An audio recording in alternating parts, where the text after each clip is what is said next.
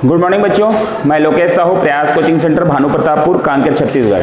बच्चों, आप लोगों का चल रहा है प्रयास परीक्षा जो होती है उसकी तैयारी हम लोग कर रहे हैं, प्रयास परीक्षा की। अब प्रयास परीक्षा में हम लोग साइंस का कर रहे हैं, जो 8 का हमारा टॉपिक है। हम लोगों का ध्वनि देख रहे हैं। ध्वनि मीन्स होता है साउंड, और साउंड का हमारा एक पार्ट हमने बेसिक का देख लिया है।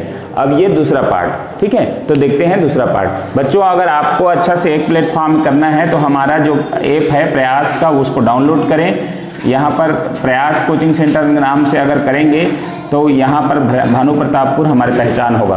तो आप इसमें करके हमारे सारे वीडियो एक जगह प्राप्त कर सकते हैं और अपना तैयारी अच्छे से कर सकते हैं। तो चलिए हम लोग देखते हैं ध्वनि से आज का पार्ट।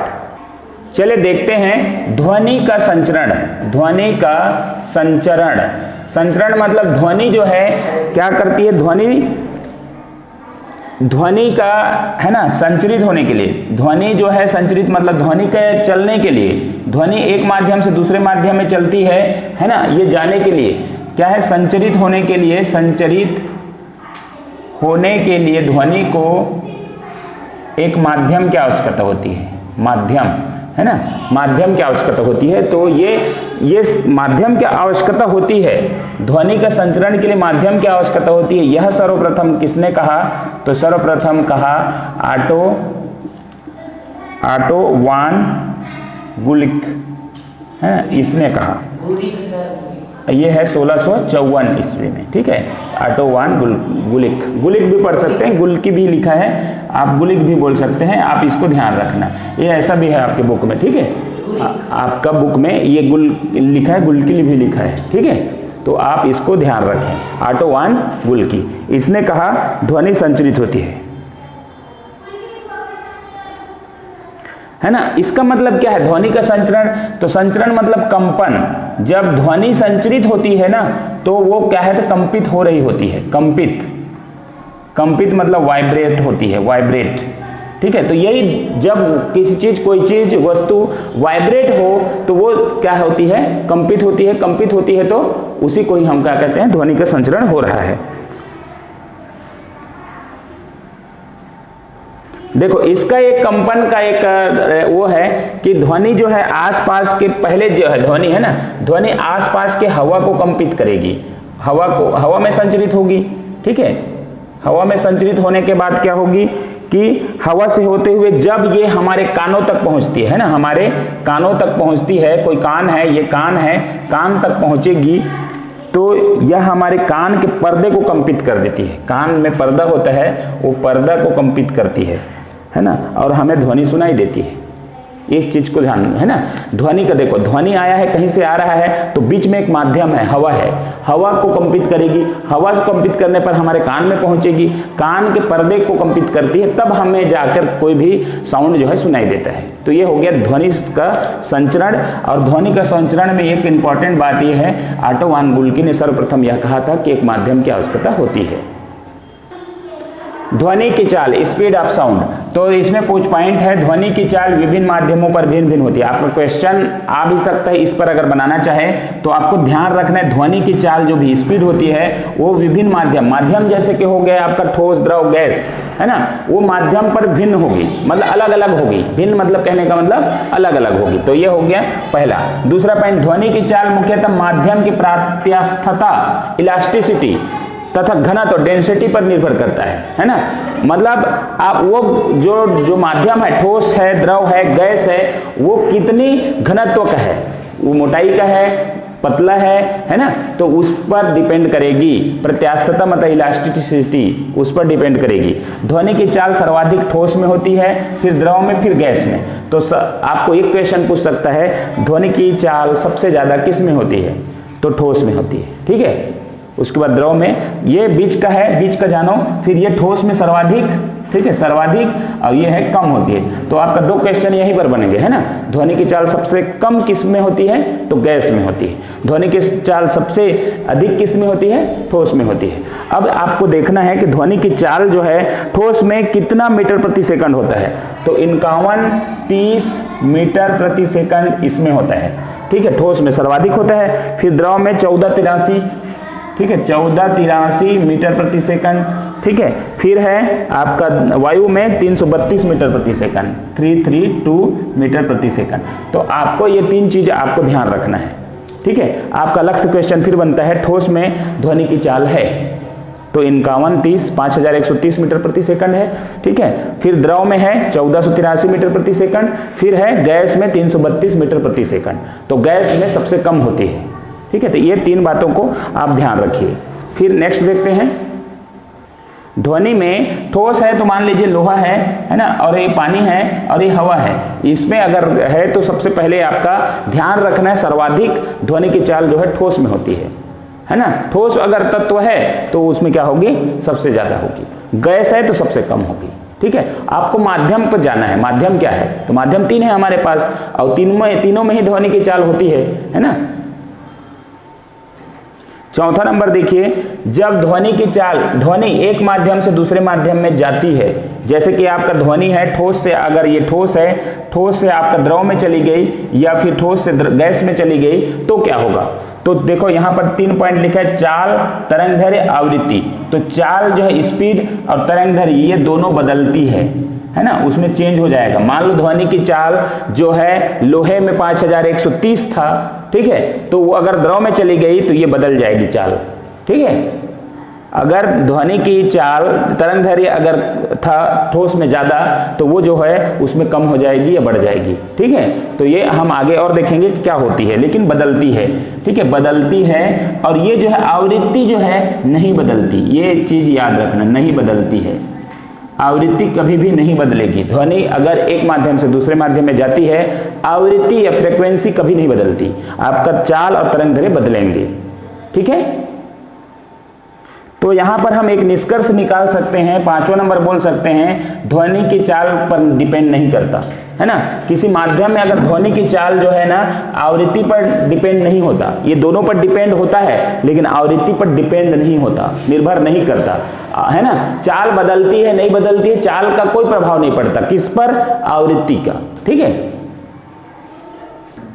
चलिए देखते हैं, ये पॉइंट और है, पॉइंट ही इसको रख लीजिए, पॉइंट रखें, फैक्ट रखें या कुछ भी बोलें। पॉइंट है, ध्वनि की तीव्रता का मात्रक बेल होता है। बेल जो है बड़ी इकाई होता है और छोटी इकाई के रूप में हम डेसिबल कहते हैं, है ना। तो ध्वनि की दोनों इकाई है, दोनों मात्रक ही है, एक बेल है BEL और एक है डेसिबल जिसको DB से डिनोट करते हैं। ठीक है, अब यहाँ पर निरपेक्ष तीव्रता का मात्रक है तो वाट मीटर -2, इसको आप याद रख लें, WM -2 याद रख लें, ये इसका चांस कम है लेकिन फिर भी इसमें तीव्रता में आया है तो आप इसको एक पॉइंट में रख सकते हैं। नेक्स्ट देखते हैं। ठीक है, ये पॉइंट नंबर 1 फिर देखिए, ध्वनि की चाल पर दाब का प्रभाव। यदि क्वेश्चन बनाता है, यदि ध्वनि है ना, ध्वनि पर अगर दाब बढ़ाया जाए या घटाया जाए तो क्या प्रभाव पड़ेगा, घटेगा, बढ़ेगा, कोई परिवर्तन नहीं होगा तो क्या होगा, है ना। तो आपको यहां पर लिखना है, एक पॉइंट है, इसका आंसर है नो चेंजेस। नो चेंजेस मतलब कोई परिवर्तन नहीं होगा, कोई परिवर्तन नहीं। मतलब आपको जानना है, यदि ध्वनि की चाल पर, ध्वनि चल रही है कोई भी स्पीड से, उस पर अगर प्रेशर डाला जाए या ताप डाला जाए, क्या डाला जाए, दाब। दाब दाब मतलब प्रेशर होता है, प्रेशर डाला जाए उस पर तो क्या प्रभाव पड़ेगा, तो कोई प्रभाव नहीं पड़ेगा, कोई चेंजेस नहीं ना, दाब का कोई प्रभाव नहीं पड़ेगा। दूसरा चीज, फिर पॉइंट है दूसरा आप लिख सकते हैं, दूसरा है ध्वनि की चाल पर ताप का क्या प्रभाव पड़ेगा। ठीक है, क्या है, ताप का क्या प्रभाव पड़ेगा ध्वनि की चाल पर। इसी को फिर से लिख सकते हैं, ध्वनि की चाल पर ताप का प्रभाव। यदि ध्वनि चल रही है उस पर अगर ताप बढ़ाया जाए या घटाया जाए तो क्या परिवर्तन होगा। ठीक है, तो आपको ध्यान रखना है, ताप को यदि बढ़ाया जाता है, ताप इंक्रीज किया जाता है, ऐसा ये एरो का निशान ऊपर करने से ताप बढ़ाया हुआ दिखेगा। ताप अगर इंक्रीज किया जाएगा तो आपका चाल भी क्या होगा, बढ़ जाएगा, ध्वनि की चाल भी बढ़ जाएगा। तो ध्वनि की चाल भी बढ़ेगा, ये बढ़ने का साइन है ना, आप समझ गए। अगर ताप बढ़ाया जाए मतलब देखो ये बढ़ाया तो ध्वनि की चाल क्या होगा, बढ़ जाएगा। यदि ताप को घटाया जाए तो ध्वनि की चाल क्या होगा, घट जाएगा। बस घटने और बढ़ने का ये साइन आप याद रखो, एक याद करने का ट्रिक है, ठीक है। ताप बढ़ाने से ध्वनि की चाल भी बढ़ेगी और ताप घटाने से ध्वनि की चाल भी घटेगी। यहां पर हम नोट करके लिख सकते हैं, वायु में प्रति 1 अंश सेंटीग्रेड, 1 अंश सेंटीग्रेड ताप बढ़ाने पर ध्वनि की चाल 0.61 मीटर प्रति सेकंड बढ़ जाती है। यदि हम क्या करें, वायु में ना, हवा में अगर ध्वनि की चाल को बढ़ाया जाए 1 अंश सेंटीग्रेड, तो ताप बढ़ाने पर, ताप को 1 अंश सेंटीग्रेड बढ़ाया तो 0.61 मीटर प्रति सेकंड ध्वनि की चाल बढ़ जाएगी, ठीक है, 1 अंश सेंटीग्रेड पर ध्वनि की चाल। तो क्वेश्चन भी बन सकता है ना। पहले आप कैसे करें, यदि क्या है, ध्वनि की चाल 10 सेंटीग्रेड था, उसको बढ़ाकर कितना कर दिया गया, क्वेश्चन बना सकते हैं कि नहीं। यदि ध्वनि की चाल मान लीजिए 5 अंश सेंटीग्रेड था, कितना था, ध्वनि की चाल मान लो 15 मीटर प्रति सेकंड था ध्वनि की चाल, तो हमने उस पर क्या किया, 2 अंश सेंटीग्रेड क्या कर दिया, ताप को बढ़ा दिया, ताप बढ़ा दिया यहां पर, ठीक है। तो क्या होगा, क्या प्रभाव पड़ेगा, क्वेश्चन बना लो ना आपको याद करने के लिए। वायु में ध्वनि की चाल कितना था, 15 मीटर प्रति सेकंड था, उसमें हमने 2 अंश सेंटीग्रेड ताप बढ़ा दिया, तो अब ध्वनि की चाल क्या होगी, नई चाल क्या होगी, तो बन जाएगा 1 अंश सेंटीग्रेड में कितना बढ़ता है, 1 अंश सेंटीग्रेड बराबर 0.61, तो 2 से गुणा कर दो इसको, तो 2 कम 2, 2 छक्के 12, और आपका 2 के बाद पॉइंट है तो 12.2 मीटर प्रति सेकंड बढ़ जाएगी, मतलब 12.2 इतना बढ़ जाएगी। अब जो होगी वो 2 और ये हो गया 7 और ये 2, 27.2 अंश सेंटीग्रेड, 27.2 मीटर प्रति सेकंड इसकी स्पीड हो जाएगी, होगी कि नहीं, समझ आया भाई। 1 अंश सेंटीग्रेड ताप बढ़ाते हैं 0.61 मीटर प्रति सेकंड बढ़ जाती है। तो हमने क्वेश्चन रखा, यदि ध्वनि की चाल 15 मीटर प्रति सेकंड था, तो उसमें 2 अंश सेंटीग्रेड ताप बढ़ाया गया, तो अब नई चाल क्या होगी, तो बस 2 से गुणा कर दो 1 अंश सेंटीग्रेड का, ठीक है, तो ये हो जाएगा फिर 27.2 मीटर प्रति सेकंड आंसर आ जाएगा। तो ऐसे मतलब आपको कुछ माइंड बनाना है, ठीक है। यहां पर थोड़ा मिस्टेक हो गया, 0.2 के बाद लगेगा तो 1.22 आएगा, यहां पर 1.22, तो ये हो जाएगा 2 और 2 और ये हो जाएगा 6 और 1, 16.22 मीटर प्रति सेकंड। थोड़ा सा मिस्टेक हुआ था, सुधार लीजिएगा। चलिए ध्वनि का लक्षण देख लेते हैं। ध्वनि का लक्षण मतलब होता है कैरेक्टर, ठीक है। तो पहले है प्रबलता, ये क्या चीज होता है, प्रबलता। ध्वनि में प्रबल होता है लाउडनेस, है ना। तो ये ध्वनि की प्रबलता, तेज या मंद सुनाई देना। लाउडनेस मतलब क्या होता है, ध्वनि कभी कभी तेज सुनाई देता है या मंद भी सुनाई देता है, कम या तेज, ठीक है, उसको प्रबलता बोलते हैं। इसकी मात्रक क्या होता है, प्रबलता का मात्रक ना, मतलब ध्वनि का प्रबलता का मात्रक नहीं होगा, ध्वनि का प्रबलता का मात्रक, तो ये होगा फोन। आप जो इस्तेमाल करते हैं ना, ये है, ये इसको ऐसे अंडरलाइन कर लो, फोन आएगा तो ठीक है, नहीं आएगा तो भी जानते रहेंगे। तारत्व, अगर ध्वनि का तारत्व यहां पर लिखते जाएंगे, ध्वनि का तारत्व को बोला जाता है पिच, PITCH, ठीक है। ये क्या होता है, ध्वनि का मोटा, ठीक है, ध्वनि का मोटा या पतला, ठीक है। मोटा को क्या बोला जाता है, ग्रेव। देखो हाँ, ये जो शब्द है ना, साइंस का है ना, मोटा के लिए ठीक नहीं होगा, ये ग्रेव है, और पतला के लिए क्या होगा, श्रिल, ठीक है, ये शब्द है। तो पतला होना और मोटा होना तारत्व कहलाता है, ठीक है, क्या होता है, तारत्व कहलाता है। और यहां पर एक पॉइंट, एकदम खास पॉइंट आप जान लो, ये ध्वनि का तारत्व जो है ना, वो किस पर निर्भर करता है, आवृत्ति पर, ठीक है, आवृत्ति पर डिपेंड करता है, निर्भर करता है। तो ये आपको जानना है, आवृत्ति मतलब फ्रीक्वेंसी पर डिपेंड करता है, ठीक है। मतलब डिपेंड करता है कहने का मतलब क्या है, यदि ध्वनि की आवृत्ति बढ़ाएंगे क्या होगा, ध्वनि की आवृत्ति बढ़ेगा। आपको करना है ध्वनि की आवृत्ति को अगर हम इंक्रीज करें, बढ़ाएं, ठीक है, ध्वनि की आवृत्ति अगर बढ़ाएं तो इसका ध्वनि का तारत्व भी बढ़ेगा, ध्वनि का तारत्व बढ़ेगा। ये साइन को बिल्कुल याद रख लो ना, ये 2 साइन है, ये इसीलिए तो डिपेंड करता है बोल रहे हैं, मतलब ध्वनि की तारत्व जो है, तारत्व क्या है, मोटा या पतला। है ना। तो ये जो है ध्वनि की आवृत्ति को अगर बढ़ाएंगे, हम इंक्रीज कर देंगे तो ध्वनि की तारत्व भी बढ़ जाएगी। ध्वनि की आवृत्ति को अगर कम कर देंगे तो ध्वनि की तारत्व भी कम हो जाएगी। ये बढ़ने का है, बढ़ने का साइन है, बढ़ना, आगे कम होने का साइन, घटना। ठीक है, तो उल्टा कर दिया तो कम होगा, है ना। तो ये साइन है, ठीक है। तो ये देखो, ध्वनि की आवृत्ति बढ़ेगी, ध्वनि की आवृत्ति बढ़ेगी तो तारत्व भी बढ़ेगा, तारत्व बढ़ेगा, तारत्व बढ़ेगा मतलब ध्वनि कैसा होगा, ध्वनि होगा पतला, पतली होगी, श्रील होगी।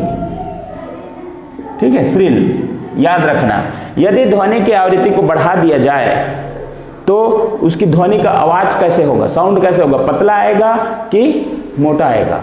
तो क्या होगा, ध्वनि की आवृत्ति बढ़ा तो ध्वनि की तारत्व भी बढ़ेगा और आवाज जो है पतली होगी। हम कई बार देखें ध्वनि को माइक के मदद से, है ना, क्या कर सकते, मोटी या पतली आवाज कर सकते हैं कि नहीं, तो इसी वजह से कर सकते हैं। तो ये ध्यान रखना, ध्वनि की आवृत्ति को अगर कम कर दिया जाए, घटा दिया जाए तो ध्वनि की तारत्व तो कम होगी और एक क्या होगी, आवाज जो है मोटी होगी, आवाज जो है मोटी होगी, ग्रेव होगी। ये पॉइंट है, इसको बिल्कुल नोट करके रखो, है ना। ये जो फार्मूला है ना, ये बिल्कुल याद रखना। अगर ध्वनि की आवृत्ति बढ़ाया जाता है तो तारत्व बढ़ेगी और तारत्व बढ़ने के साथ साथ पतली हो जाएगी आवाज। ठीक है, उसके बाद ध्वनि की आवृत्ति को अगर कम कर दिया जाता है तो जो है ध्वनि की तारत्व कम हो जाएगी, कम होगी ये, और कम होने के साथ साथ आवाज जो है मोटी हो जाएगी। ठीक,